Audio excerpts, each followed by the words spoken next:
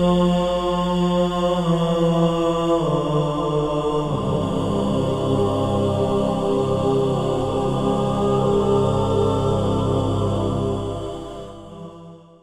اللہ الرحمن الرحیم وبہ نستعین انہ خیر ناصر ومعین وصلی اللہ علی محمد وآلہ الطاہرین۔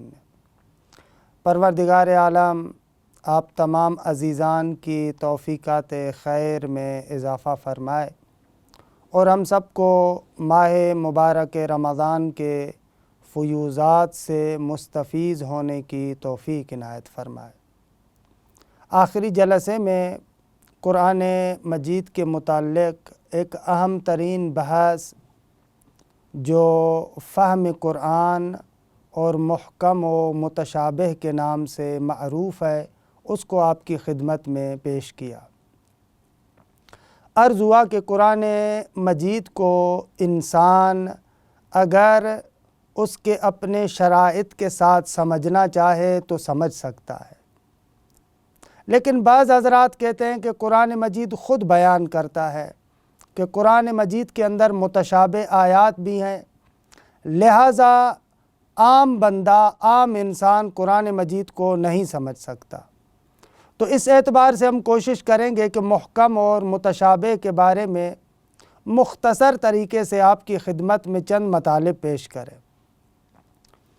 پہلا نقطہ یہ ہے کہ قرآن مجید کو جب ہم دیکھتے ہیں تو ایک مقام پر قرآن پورے قرآن کو محکم کہتا ہے۔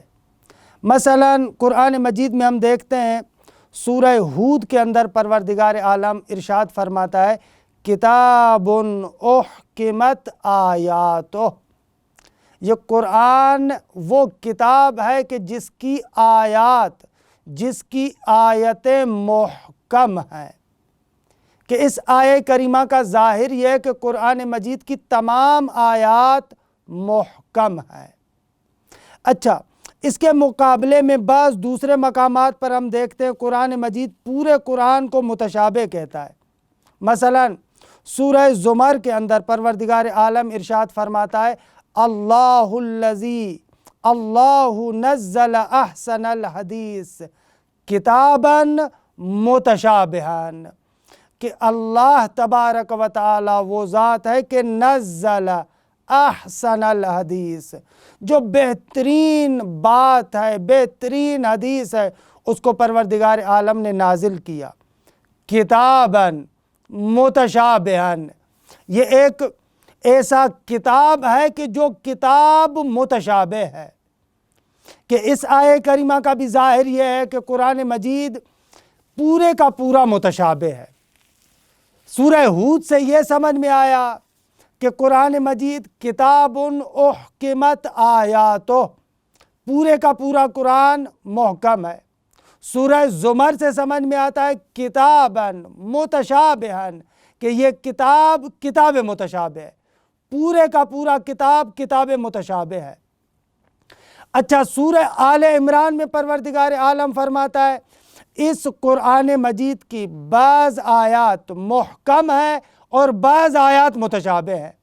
مثلا سورہ آل عمران میں ارشاد ہوتا ہے هو الذی انزل علیک الکتاب، پروردگار عالم کی وہ ذات ہے کہ جس نے تم پر کتاب کو نازل کیا، منہ آیات محکمات، اس کتاب میں سے بعض آیات محکم ہیں، کہ ہن ام الکتاب، وہ کتاب کے اندر مرجع، بنیاد اور اصل کی حیثیت رکھتی ہے۔ وَأُخَرُ مُتَشَابِهَاتٌ، اور بعض اور آیات قرآن مجید کی متشابہ ہیں۔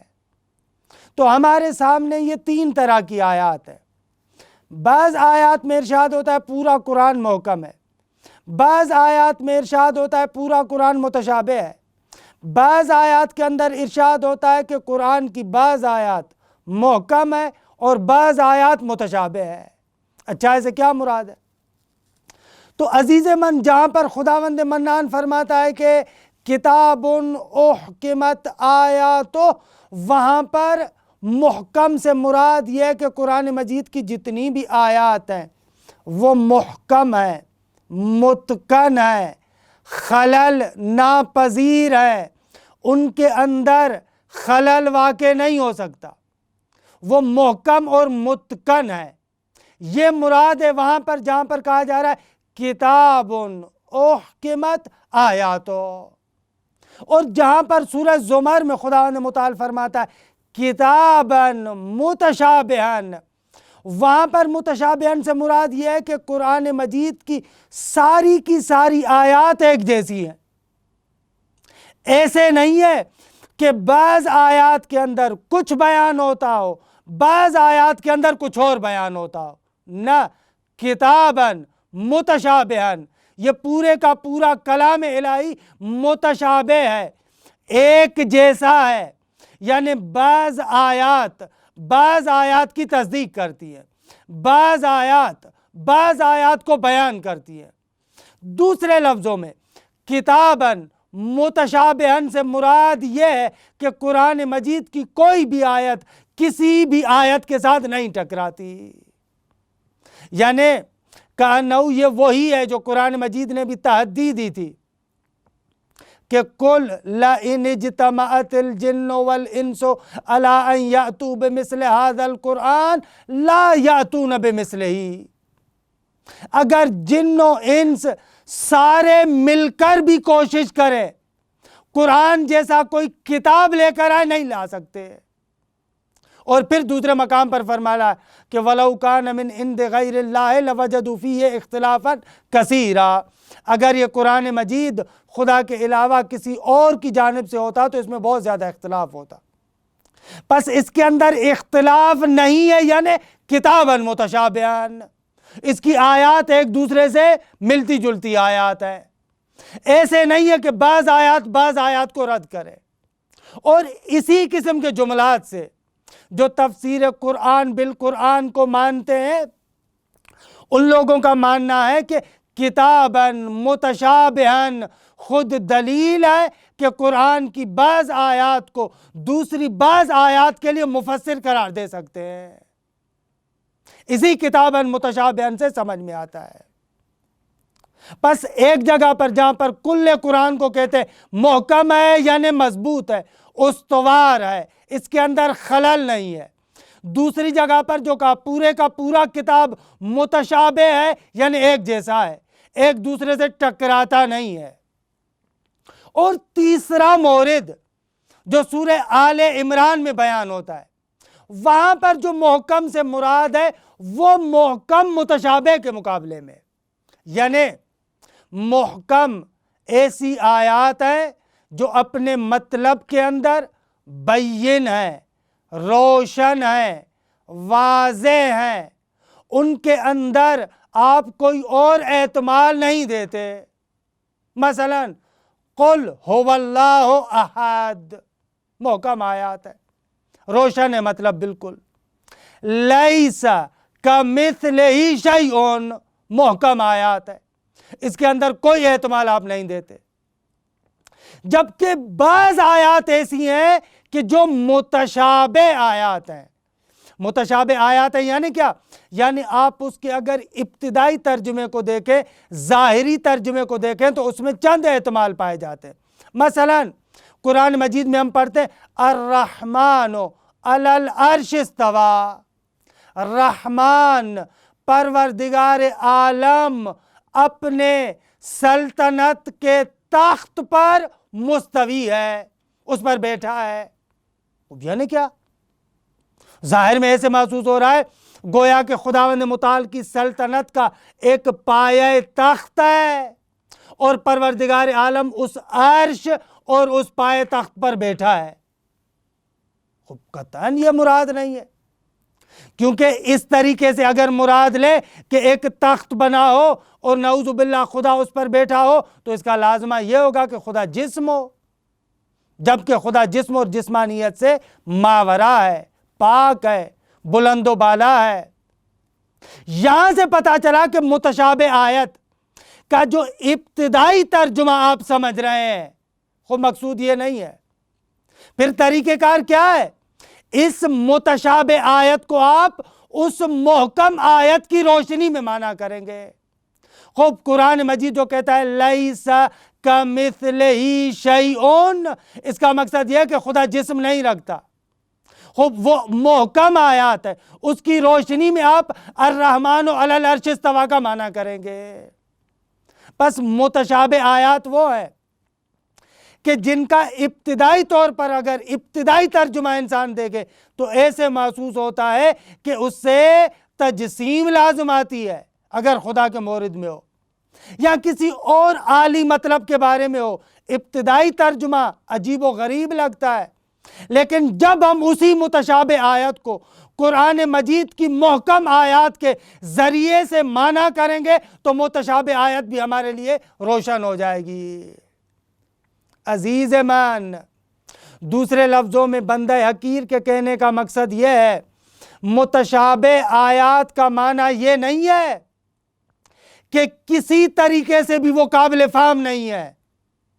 بعض لوگ ایسے متشابہ کا معنی کرتے، متشابہ یعنی جو نہیں سمجھ سکتے آپ، وما یعلم تاویلہ الا اللہ، اور اس کی تعویل کو کوئی نہیں جانتا سوائے خدا کے۔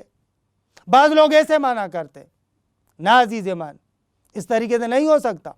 متشابہ کا معنی اگر ہم یہ کریں کہ جس کو کوئی نہیں سمجھتا سوائے خدا کے، خوب پھر ایسی آیت رکھنے کا قرآن مجید میں کیا فائدہ؟ اور پھر قرآن یہ جو تحدی کرتا ہے وَلَوْ كَانَ مِنْ عِنْدِ غَيْرِ اللَّهِ لَوَجَدُوا فِيهِ اخْتِلَافًا كَثِيرًا، تو یہ تحدی بھی ممکن نہ ہوتی۔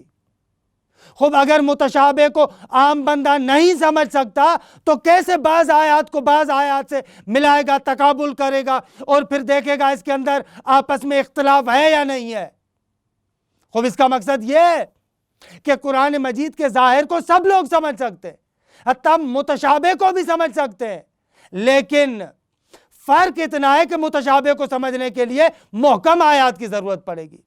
محکم آیات کو قرینہ قرار دے کر متشابہ کو سمجھا جا سکتا ہے، کہ ہمارے یہاں روایات آل محمد میں بھی یہی مطلب وارد ہوا ہے کہ ایک خوبصورت ترین روایت ہے، کہ وقت تمام ہو گیا ہے، فقط اس خوبصورت ترین روایت کی جانب میں اشارہ کروں اور آپ کی زحمت کو تمام کروں۔